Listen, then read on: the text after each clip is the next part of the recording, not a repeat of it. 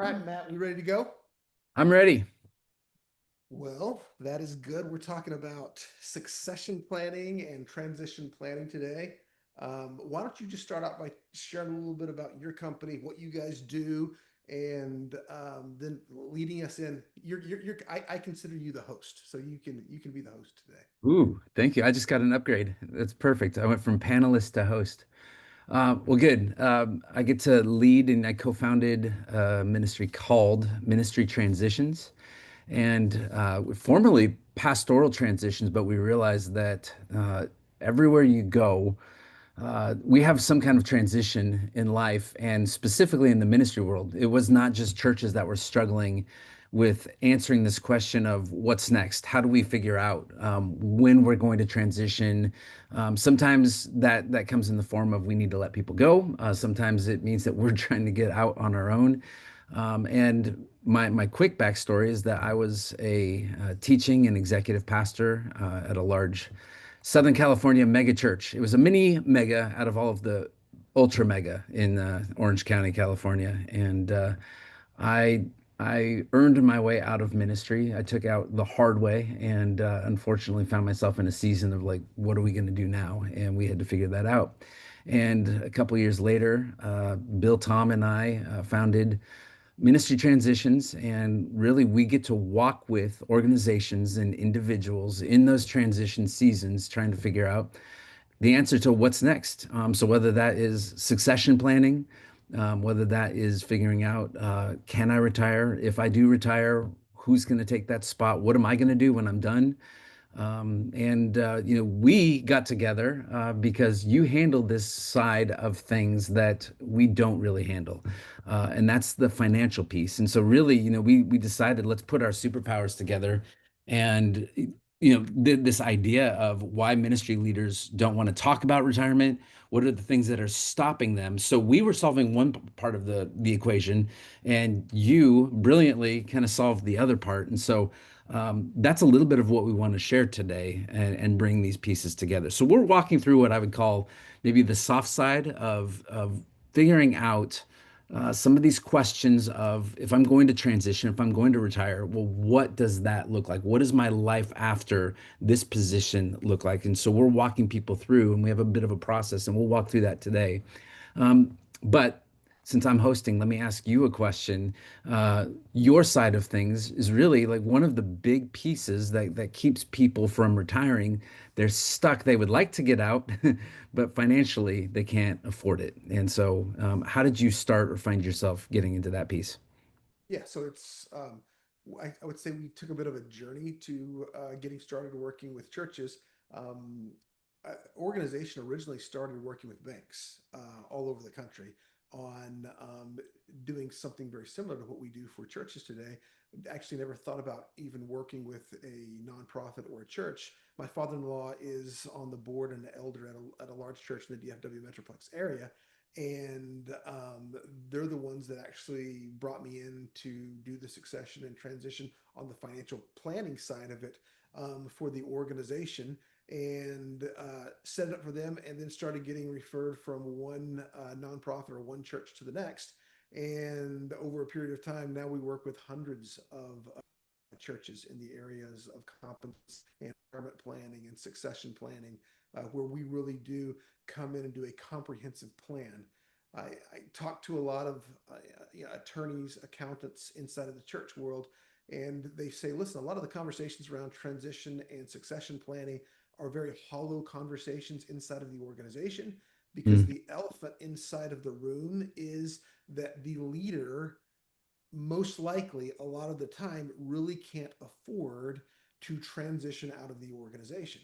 So as that leader gets older and the organization maybe needs new leadership, it's much harder to make that transition when the leader can't afford to step out of the organization and take an emeritus or reduce their compensation.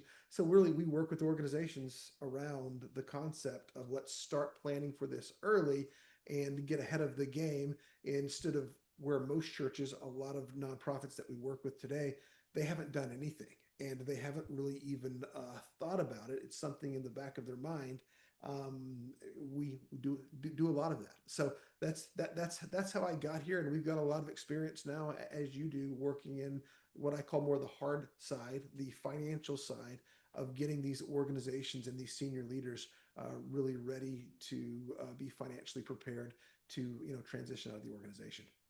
Good. And we have one question that was in the chat here was what's the name of your company? Stewarded. Stewarded. Steward. You can find us at stewarded.io if you want to go look at our website, and we've got all sorts of resources on there. But yeah, the organization is called Stewarded. Sorry, I probably should have led with that. It's all good. That's why we have a Q&A part here. So, and that's one thing I'll tell everybody. You can feel free to ask questions there. And do we get the chat? Is the chat on now too? Is the chat on? I believe that it is.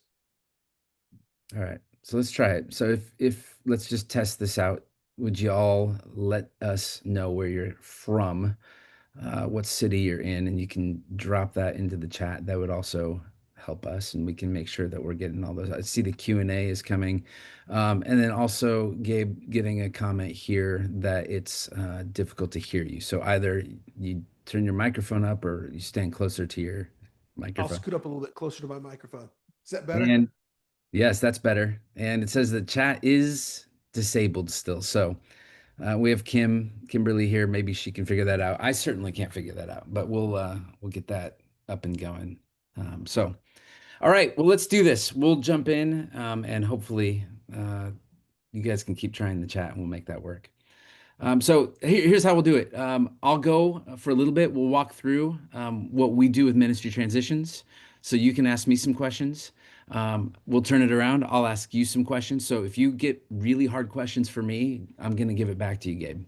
Okay. So either go easy or go hard. It's fine. And then what we'll do is we'll answer questions as they come up, as you have questions and or towards the end. And then we'll also just give you a way to talk to us afterwards. We're happy to sit down and have a confidential call, and we'll go through all of that together. So, sound good? Sounds great. All right. So you're up. You can ask me anything. So whenever I go in and I work with these organizations a lot on the financial side of it, I get the feeling a lot of time that there's a lot of emotional attachment with the leader and the organization, and the work that the leader does for the organization has become maybe a disproportionately large amount of their self identity is tied up in the leadership that they've done inside of the organization. So, what are some emotional hurdles that you guys deal with whenever you're looking at a leader transitioning or leaving the organization?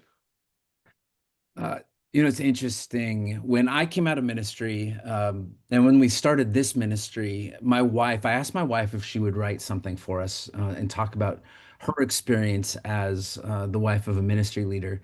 And she said, I've officiated tons of weddings, but a go-to passage is this cord of three strands. If we take you, me, and the Holy Spirit, and we bring all that together, then it's a cord of three strands that can't be broken. She said, when I came out of ministry, there was this fourth strand that she realized that was already embedded into our relationship, and that was this ministry strand.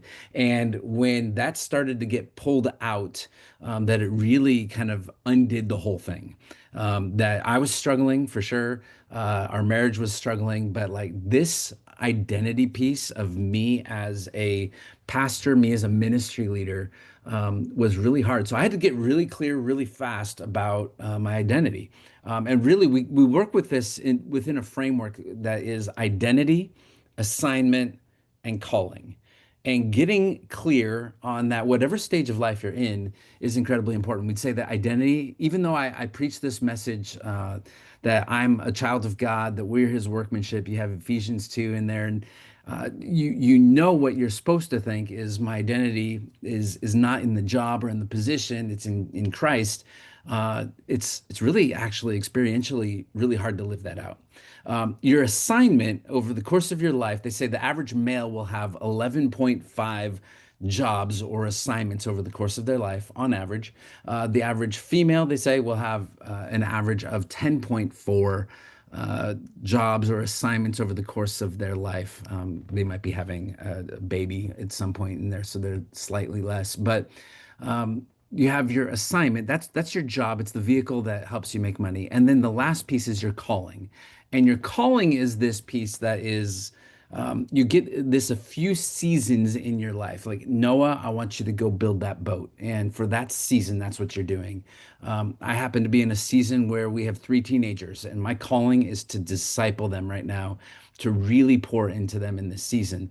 But if you asked me a decade ago, tell me about yourself, I would say I am a pastor. And the hard part was the emotional part for me was that I had trouble separating that. And now that I'm out of the vocational ministry spot of being a teaching pastor, what I realize is that my position as a pastor was not my identity and it was not my calling. It was really my assignment for that season. And coming out in that transition season, really getting clear about I'm a child of God. Doesn't matter how I perform or don't perform or how I mess up or don't mess up. That's my identity, and that this is what I do for work that is paying the bills and keeps a roof over our head. And in this season, God has me doing this thing. And so, getting clear that that is a framework that we talk about because once that piece, if we get those mixed up, once that piece is taken we start to search for our significance, our meaning. What am I going to do? If I'm, this was the line that I was telling myself is, if I'm not a pastor, what am I going to do? If I'm not a pastor, who am I? And so I was stuck in that place for a long, long time. And when we started our podcast a couple years ago, the name, the title of our podcast is Life After Ministry. And I truly thought there is no life after ministry. Like, what am I supposed to do? If this is my calling and this is what God put me on earth to do, then what am I going to do? So that kind of ripping away makes it very hard. That was hard. Do you see whenever you're working with these organizations through a transition, do you ever see the leader try to softly kind of try to sabotage things because they want to stay, you know what I'm saying? Maybe not even without knowingly doing it or it being a thought. It's just so much a part of who they are. They don't want to give it up. So, uh, do you see that? Yeah, we see that, and it doesn't matter whether it's like a father to son transition, but they will. We talk surprisingly, we talk to a lot of people. They're not necessarily the senior pastor, or the lead pastor, or the executive director, or the CEO, but we'll talk a lot of times to the person right underneath them. In fact, I had a conversation with somebody just last week, and the nice thing is I don't have to name names because this happens all the time. But I'll always get the number two chair because at some point there's a conversation when they bring that number two in, or as the number two is making their way up, they're going to say, I'm not going to be here forever.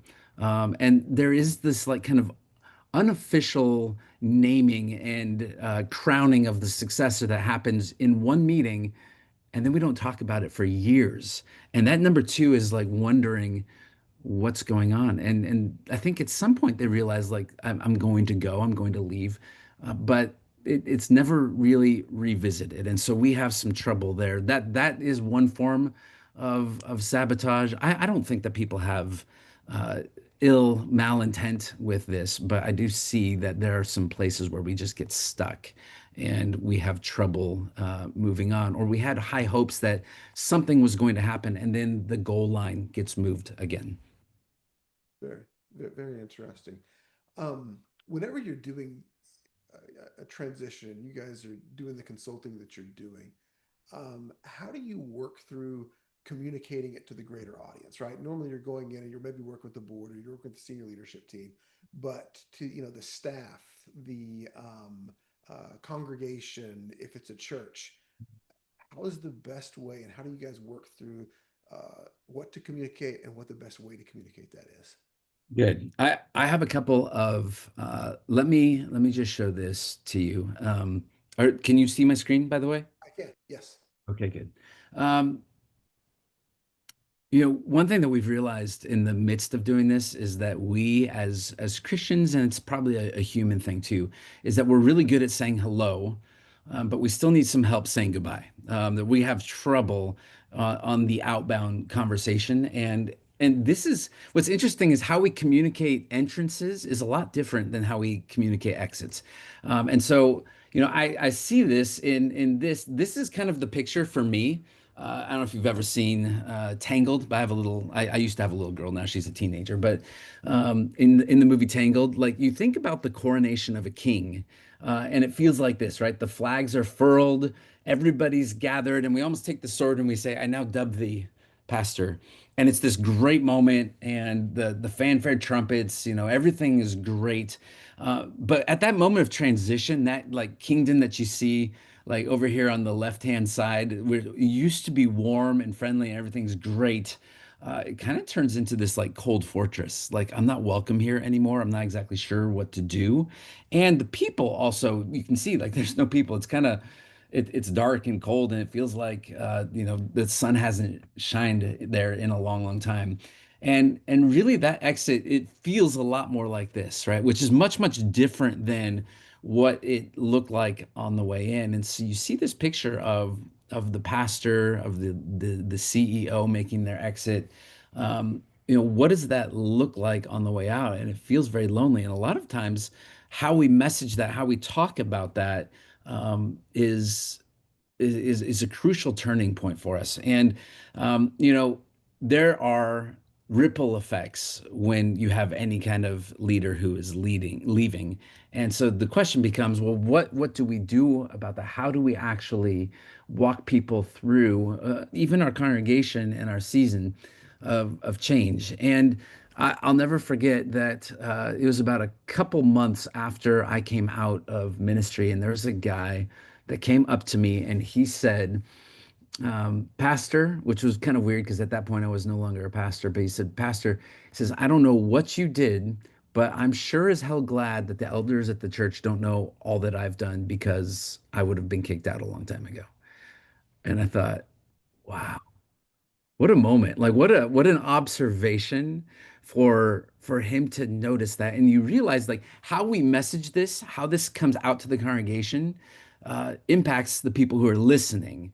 And so when we take something like a transition, and look, they're not all bad transitions. There are organizations and people in churches who are doing it really well.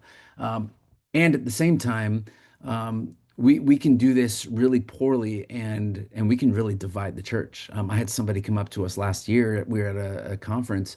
Somebody said, we really botched a transition, and it caused a lot of division. We had 100 families leave our church, and the cost of that was $500,000 annually, all because they didn't message it right. And so, part of that.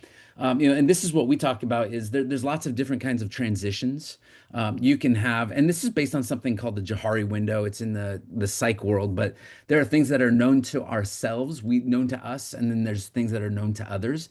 And in this world of transition, we have a transition that's coming that's known to the leader and known to the leadership or the organization itself. And so when it's known to both parties, we call that an open transition. It's succession planning, right? And this is the ideal space you want to be in. You want to have the succession conversation. But I also know pastors that are thinking to themselves, I have a 5-year timetable or 3-year timetable, and I'm scared that if I bring it up, that they're going to say, oh, great, he's ready to go. And they're just going to usher me out. In fact, I know a church, and it's the exact scenario. He said, like, I think I have a 3 to 5 year window. He brought it up to the elder board, and they'd kind of flatlined over the last few years. And within a year, he was gone, and the replacement was in there. Right. And so nobody wants to bring that conversation up. And, and then there's other kinds of transitions where if it's unknown to that leader, but the organization says, I want them out, it's time, then they're going to get blindsided. It's a blind transition. We get a lot of people who are in the aftermath of that blind transition trying to figure out what's next and what am I going to do? Because now they're unemployed and there's a lot of trauma built in. The other one that we deal with a lot is the hidden transition. And really the difference between the hidden transition and this open transition is that the leader's thinking about it. They're processing. They might be burned out, they might be 64 and trying to figure out what is that next step, but they're not really talking to anybody. And I'd say we're a good place to start on that conversation because they're looking at what does it look like? What does my next season look like? And how do I bring this out into the open? Because right now it's just between me and the Lord and my family, but I haven't really brought this up with the leadership of my organization. And so we help people have those conversations and to kind of bring those things into the light. And that's, a lot of what we do. But how you message those things from a congregational standpoint is important. And if you just imagine the difference between saying if you have to let somebody go, hey, another one bit the dust last week and they're gone, versus we want to tell you about a transition and we're working with a third party called Ministry Transitions who's going to walk with them over the next 6 months and they're going to be able to help with that. Then that is a much healthier, much better way to go about it. So the planning that you guys do with these organizations, um, is this something they make a part of like their long-term planning for the overall health of the organization, or is it really more just when either the leader or the board or the elders have made the decision that it's time for a transition? In other words, how much of this planning can be used just to maintain health inside of the organization, and how much of it's reactionary to a leader needing to make a transition out of the organization? Good. So here's what we think is that you want to actually build a culture of succession. And I think that good succession conversations are actually good discipleship. And they actually show up really naturally if you allow it to, right? So what you're doing is when you're having conversations with your people, we can integrate. Like succession is a very biblical thing. You see, the Moses to Joshua, the Elijah to Elisha. You see even Jesus to the disciples, or Paul, Timothy, Barnabas, like all of those different things. But what if we can actually start to have these conversations? It actually provides a good framework for even stuff like one-on-ones, right? So I think if you can have these conversations very intentionally, in fact, what I would say is like this is what I think it looks like. What if succession planning was a tool to actually disciple your staff? So you have one-on-ones with your people. What would it look like to ask them, like, hey, you're here in this spot right now, but what do you see is next? Like, what are you going towards? What are you moving towards? And highlight what was this question of like, well, how can we help you grow? If there is this delta or this gap between where you're at today and where you want to be in the next 5 years as a leader, there's no reason why we can't take a 25-year-old that's starting out and ask them, like, where do you want to go? What do you want to do? And how can we help you get there? So, how can you grow? And then, who are you discipling now? And in those conversations, you just have to realize like our people, they're watching. And if we can actually model those things, then that's going to be a good route for us to be able to go. In the planning that you do on a daily basis, how often do you see the financial side of it creep in and stall out or cause problems in, with what we're calling your side of the work, which is the softer side of the transition and succession planning? How often do you see the financial role, really kind of rear its head and cause problems in what you're trying to do on the softer side? All the time. I don't know if we've actually had a conversation where that's not part of it. So that shows up all the time because we have organizations, we have churches that number one, like nobody's going into ministry to make a lot of money.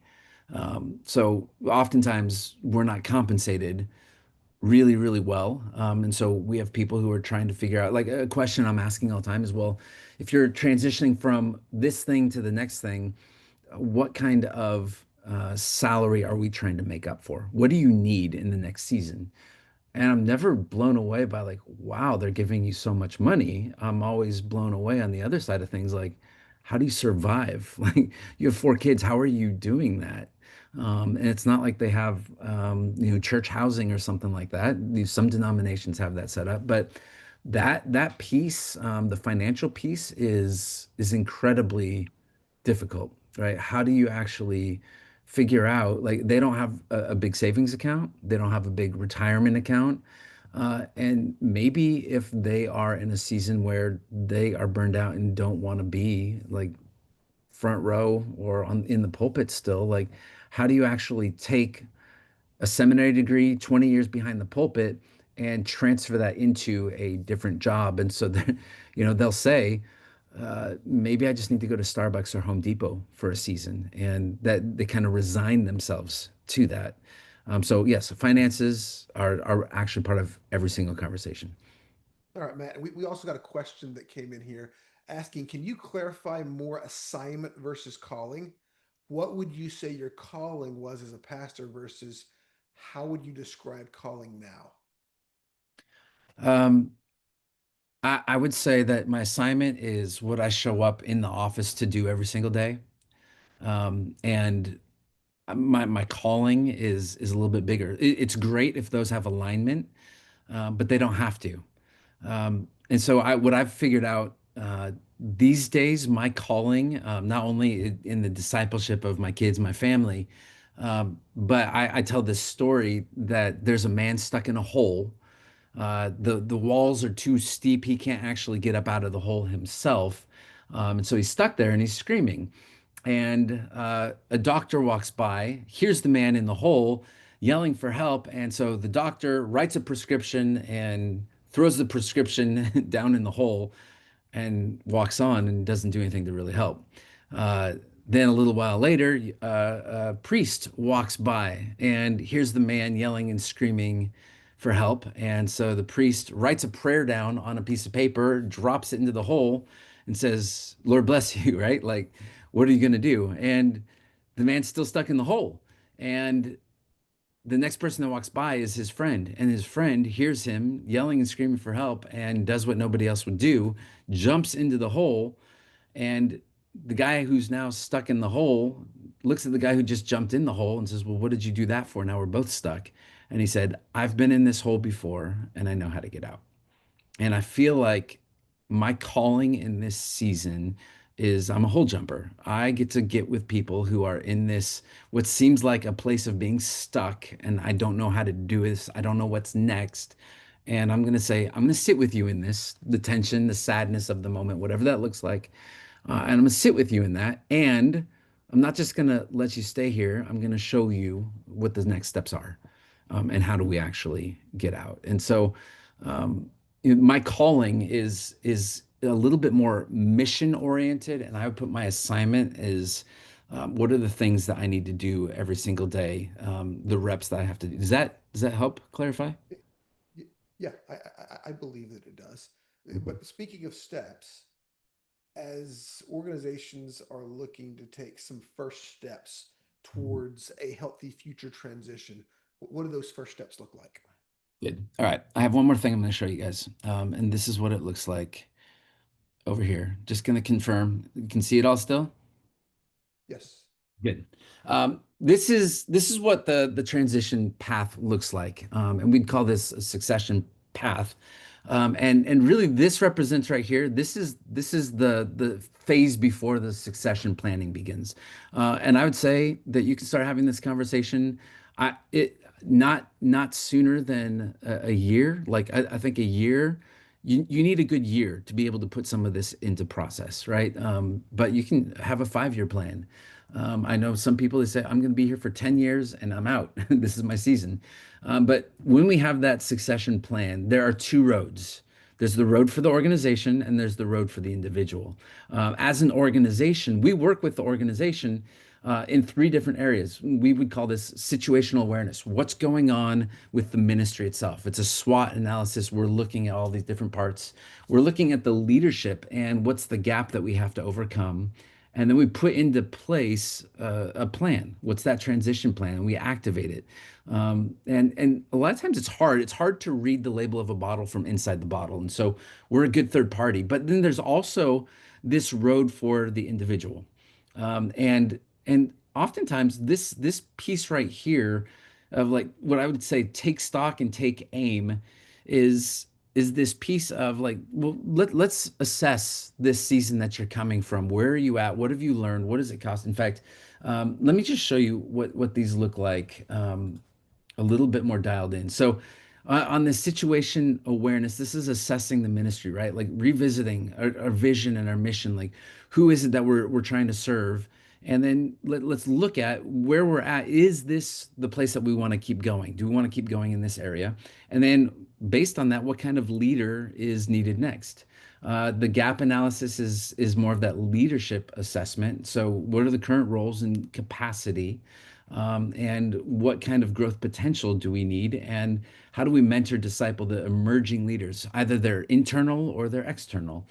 And then how do we move forward? So this is on an organizational level, and to build a culture to be able to do this. And so we're walking through, and so we do a lot of this with assessments. We want to understand who the leaders are. We're asking a lot of questions. We'll actually go to the church. A lot of times, if there's not a boardroom, we'll get a hotel room, and just for like 2 or 3 days, we bring in all of the key stakeholders, and we're asking, and we become a safe place. People are able to answer questions or say things that not necessarily safe either in the boardroom or in the staff meeting. And so we get to listen to all of that unfiltered, because we only have the agenda of how do we help the organization and this leader move forward in health. And so we get to represent that. And so that's what that looks like going forward. On the individual basis, we're looking at some of these questions, like what does this current role cost me, and what is it built in me? Where am I energized, and where am I feeling drained? Like I don't want to do another Sunday sermon, right? Like I'm done. So we're taking stock of where we're at, but then where do you want to go? What do you love? What gets you excited? What is no longer mine to carry, and what is, and what's my purpose going forward? What do I want to do? And then how do we take steps? So oftentimes, once we figured out some of this would be what you'd call that softer side. How do we actually start to this would maybe be the area where we would say, here's the entry point where we now start to bring the board in and say, let's start moving forward. And how do we start taking some of these steps? How do I leave well without abandoning the mission, right? What needs to be true before I can step away? And maybe we need to get into some of those financial pieces. So those are the places, those are the things that we're walking people through as we're taking through some of those things. So Very cool. this is a good point for us to turn, because a lot of times one of those steps that is needed is figuring out, and this is a question, like I've talked to lots of financial advisors in the last few years, and this is the question, is when can I retire? Right? This is a very human, like, will I have enough? Will I have what I need? And so I'm just curious, from your perspective, you asked me this question, and I think it's interesting to see it from your perspective, is how much, how often is finances a part of what you're doing to help pastors, leaders come out of their position? It always plays a really big role. It's a lot of the times finances to church Christian nonprofit leaders, it's they're very worried about being perceived as selfish, or greedy, or wanting too much money. And you see a lot of headlines about leaders in the nonprofit world that make a lot of money. It makes headlines. The vast majority of what I run into on a daily basis is not people that are overly compensated. It's that they have been unfairly, to both themselves and their family, and to their detriment, unselfish. And they've not done the type of planning that they should have over their career and over their lifetime, because they were worried about the perception that they would have inside of the organization if they asked to do the types of planning that they really should be doing. So we run into a lot of situations where it's time for a transition or succession planning to occur, and there has been, no previous thought given to the financial side of it. I mean, I run into pastors and leaders all of the time that are 62, 63 years of age. They've given their life to a church or to a nonprofit, and they don't even have a retirement account set up. And if they Mm, do have one set up, they don't have any meaningful or material balance inside of it. and the organization comes to me saying, "Hey, we need to start doing this type of planning," and I'm like, it's pretty hard to do at age 62 or age 63 when the leader is wanting to retire, or the board is wanting to make a transition. Takes a significant financial commitment. Mm. And a lot of the times I talk to, like I said earlier, attorneys, accountants who are working with their clients on succession planning, and they're like, "Listen, it's a hollow conversation because the elephant in the room is that the leader just doesn't have the financial ability to leave the organization." And they're trying everything they can do to sabotage the succession and transition plan because they don't want to come out and say it. They're embarrassed or they're ashamed, but they just don't have the money to retire. So it plays a huge role, all the time in the work that we do. I'm curious, not that we're trying to put blame, but where do you see the responsibility? Like, is this a thing that the church and the leadership of the church need to take this on and they just haven't, or is this just really poor stewardship from that individual leader? Um, I view it as an issue with both the leaders of the organization and the board. A healthy organization, finances is something that they're reviewing, being a good stewardship, being a good steward of both the pastor's time and the resources that the organization has is a responsibility of both. Mm. And, a lot of the times I run into organizations where the board, they could be business people, they could be running another type of organization, and it's just not something they're thinking about or focused on at all. So there's no intention not to take care of the senior leadership of the organization. It's just not something that they're thinking about, and the leader doesn't want to bring it up because they think it's a dirty or wrong conversation to have. So it just never gets dealt with, and it gets swept under the rug until it's way too late in the process. So healthy organizations, they always review where they're at on an annual basis, especially for their leader and the executive team. Always reviewing where they're at. What is their compensation philosophy? How are they going about designing a compensation philosophy? It's complex inside of a nonprofit because you've got reasonable compensation issues. You've got compensation studies that come into play sometimes of saying, okay, what is fair and equitable compensation to both the nonprofit and to the leader of the organization. And on top of that, you've got a lot of pastors that have opted out of Social Security, and they opted out when they were very, very young. They did not educate themselves on what it means to opt out of Social Security, what that does to your Medicare. So there's a lot of complexities that church leaders and boards aren't even aware of, that's really out there, and pitfalls, just because compensation inside of a nonprofit is to me more complex than it is for a for-profit organization. Yeah. So, and I know ministry leaders who have uh, paid themselves virtually nothing, or even nonprofit leaders that they have a nonprofit that they want to keep going, and they themselves are the primary donors of the organizations. I know some people that have remortgaged their house to be able to pay for things for the church, to pay for their staff. So it comes out of a good heart, but financially, it's not a good spot. How do you help? What does that look like if we can be proactive on this years ahead of time? Yeah, it's a process. We go in and we help the organization come up with a compensation philosophy. And different organizations want to have different compensation philosophies, but that's really where we start. And we can take an approach where we say, okay, we're starting from today going forward, which is what I would say most organizations do. Other organizations that fall into the category that you just alluded to, where, listen, I've got clients where the pastor mortgaged their house to start the church, right? I go in and start working with them, and they've got no retirement contributions.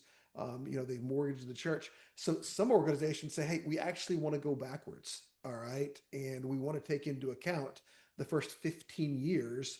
The church has gotten to a better financial situation. They've got the resources to actually do planning, and they want to go back. Well, you can do that. You can do what's called a retrospective comp study, where you can go back in time and say, was this leader fairly compensated from a cash compensation standpoint, from a retirement contribution standpoint, and you can go back and make up those lost contributions or lost compensation that they should have gotten. So that's where we start and say, okay, are we going forward from today, or we want to go back in time and try to right some of the undercompensation that the leader had at the beginning of their career. And then we move into the next stage of, okay, how much longer is this individual going to be the leader of the organization? Where are they currently at? So it really blends the church's finances and the leader's finances, and you have to understand both sides of that equation, and where the organization is at and where the leader is at.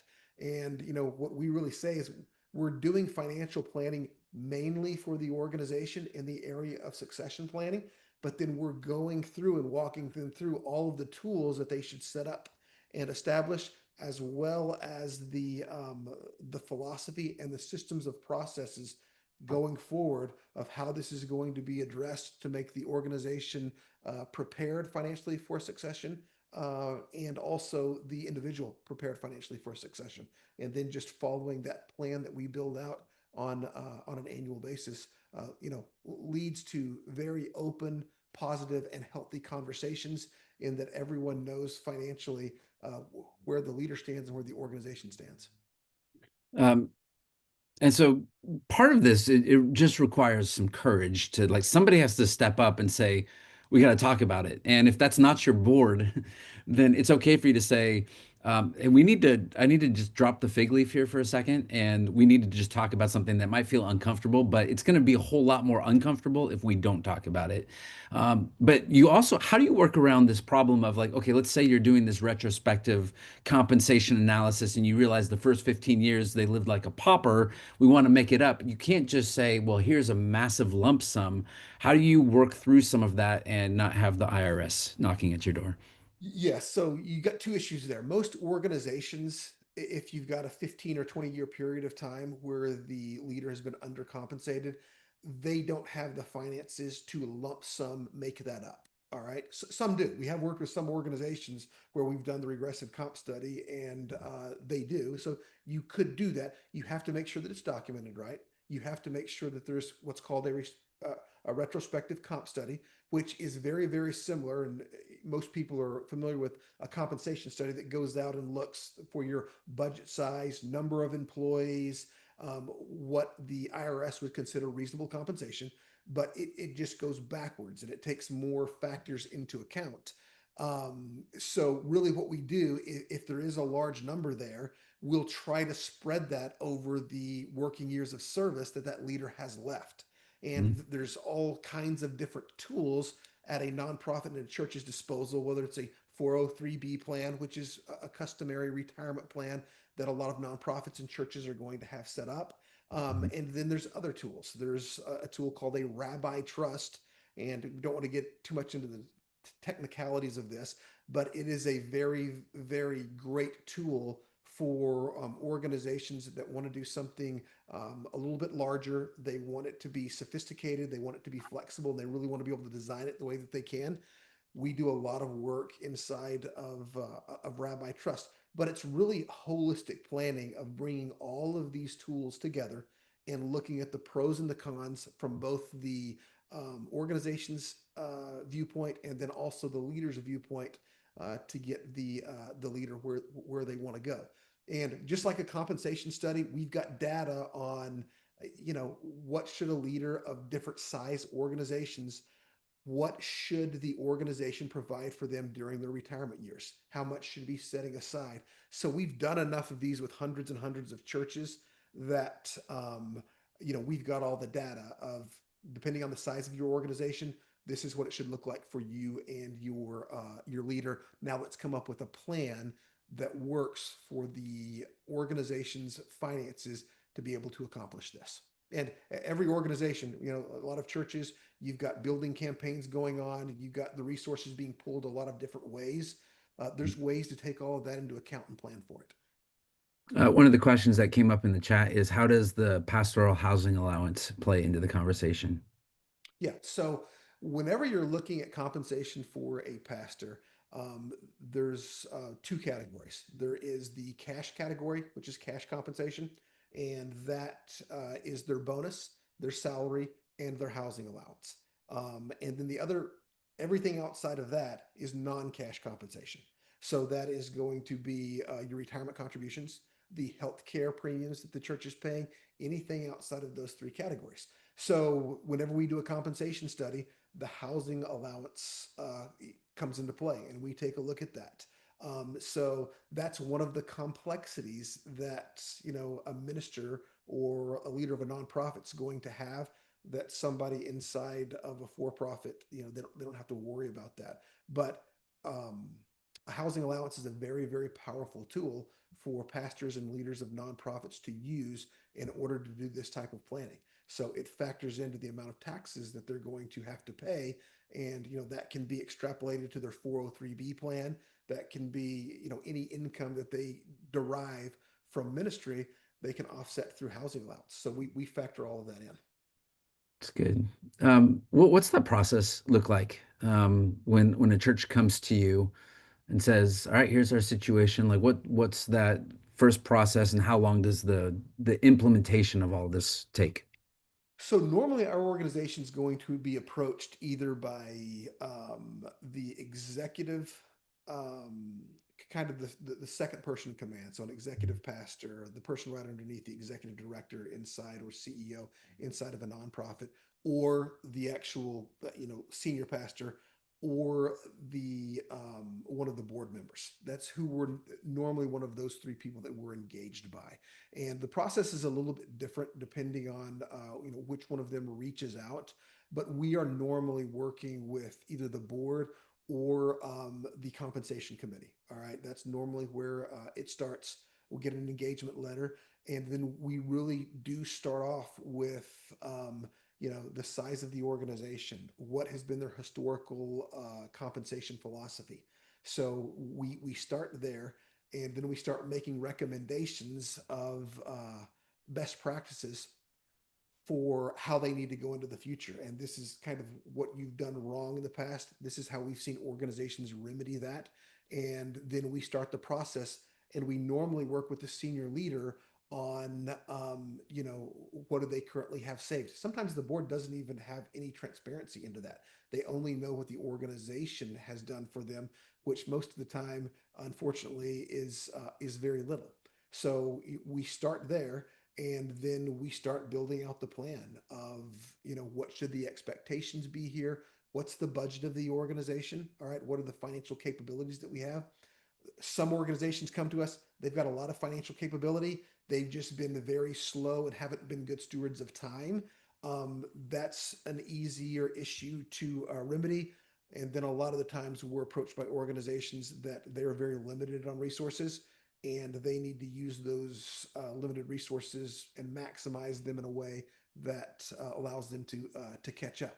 So we just start working through the process of where the organization is at and where they ultimately want to go. It's good. So let's do this. We have about 10 minutes left, and I want before we do that, if somebody wants to have that kind of conversation with you and your team, what's that onboarding piece? Where do they go? What's that first step? Yeah, so they can reach out on our website, stewarded.io, and there's a contact form. Just put your information inside of the contact form, and they will be able to reach out. There's a whole list of our services and all of the things that we do. So that's probably the best way to reach out. Okay, good. And if you want to find out more about what we are doing and want to have that conversation, I think the best possible scenario is that you talk to both of us. We are not in business together, but we are partners in that, man, if I run into somebody that is struggling and they need your services. That is a piece that and really we offer a hub. We have all kinds of really great partnerships, but this is the one that man, there's so many people that need that. So we'll send people to you.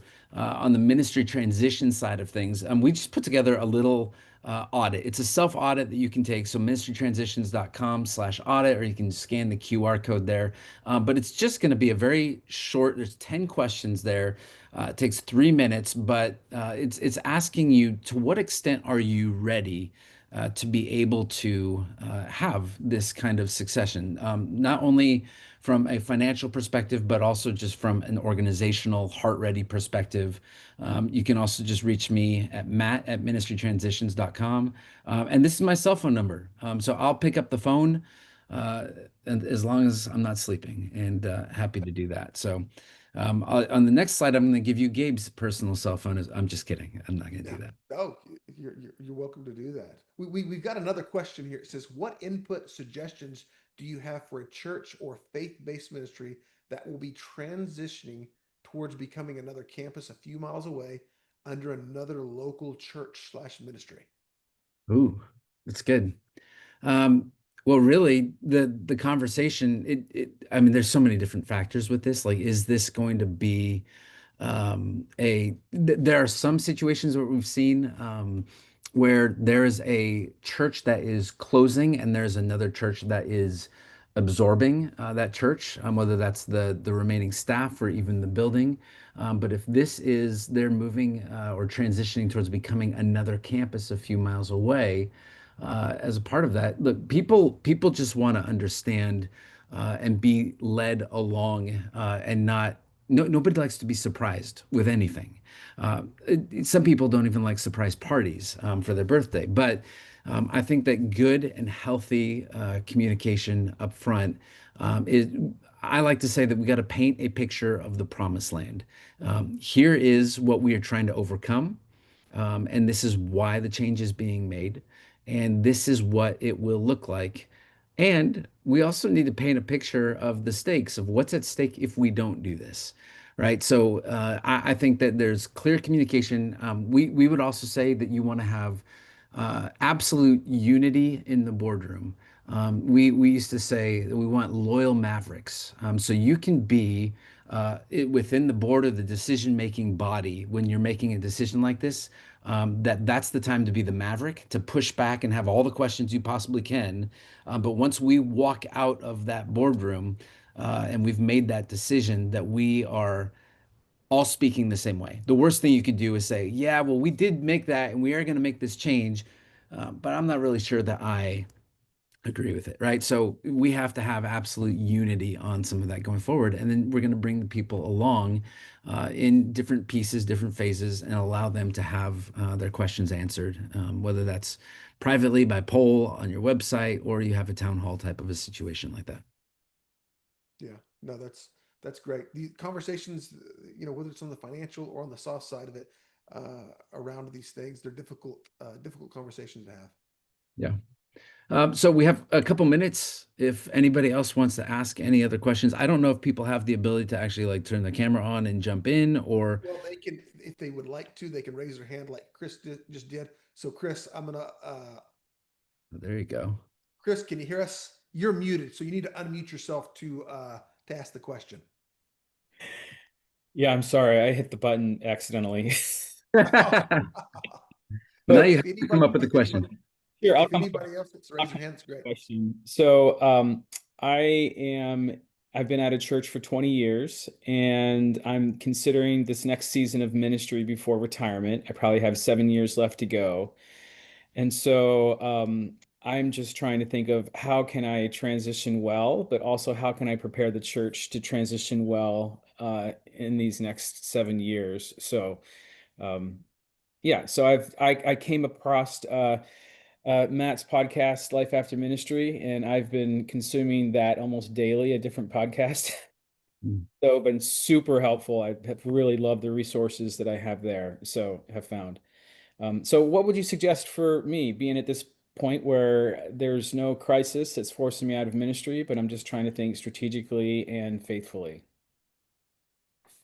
It's a great question. And by the way, since you're consuming the podcast, I'll tell everybody that we do a deeper dive on this topic with Gabe. It's episode 64 on our podcast, and believe it or not, lots and lots of people, thousands of people actually listened to that episode, Gabe. So I know that there are people who are asking questions. And the other thing I think is very interesting is that even though we're a very small niche of the kingdom ministry pie, we just crossed over. I think we have like 107 download that 107,000 downloads Wow. podcast in the last couple of years, and really in the last month or two, it's really gone up. So glad that that's of use and helpful for you. But I just think that we have to prepare people well for change.